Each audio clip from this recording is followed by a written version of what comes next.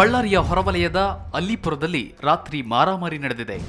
ಜೂಜು ಅಡ್ಡೆಯಲ್ಲಿ ಕ್ಷುಲ್ಲಕ ಕಾರಣಕ್ಕೆ ಈ ಘರ್ಷಣೆ ನಡೆದಿದೆ. ಘಟನೆಯಲ್ಲಿ ಬೆಂಗಳೂರಿನ 5 ತೀವ್ರವಾಗಿ ಗಾಯಗೊಂಡಿದ್ದಾರೆ. ಜೂಜಾಟದಲ್ಲಿ ಬೆಂಗಳೂರು ಮೂಲದವರು ಗೆಲ್ಲುತ್ತಿದ್ದಾಗ ಮಾರಾಮಾರಿ ನಡೆದಿದೆ ಎನ್ನಲಾಗಿದೆ.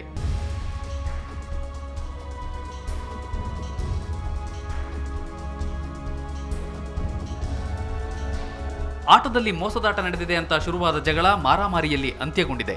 ನಾವು ಇಸ್ಪಿಟ್ ಆಡ್ತಿದ್ದೋ, ಇದಕ್ಕಿದಂಗೆ ಅವರು 7 ಜನ ಫುಲ್ ಡ್ರಿಂಕ್ಸ್ ಮಾಡಿಕೊಂಡು ಇಂಡಿಕಾದ ಬಂದಂಗೆ ಶೆಡ್ ಗುದ್ರು, ಎಲ್ಲ ಲಾಂಗಲ್ಲಿ ತೊಗೊಂಡು ಬಂದರು. ಒಳಗಡೆ ಇಸ್ಬಿಟ್ಟು ದುಡ್ಡು ಎತ್ಕೊಳ್ಳೋಣ ಅಂದ್ಬಿಟ್ಟು ಅಲ್ಲಿರೋರೆಲ್ಲ ಇವ್ರು ಹೊಡೆದ್ರು ಸರ್. ಸುಮ್ಮನೆ ನಿಂತಿದೆ, ನಮಗೂ ಹೊಡೆದ್ರು ಸರ್.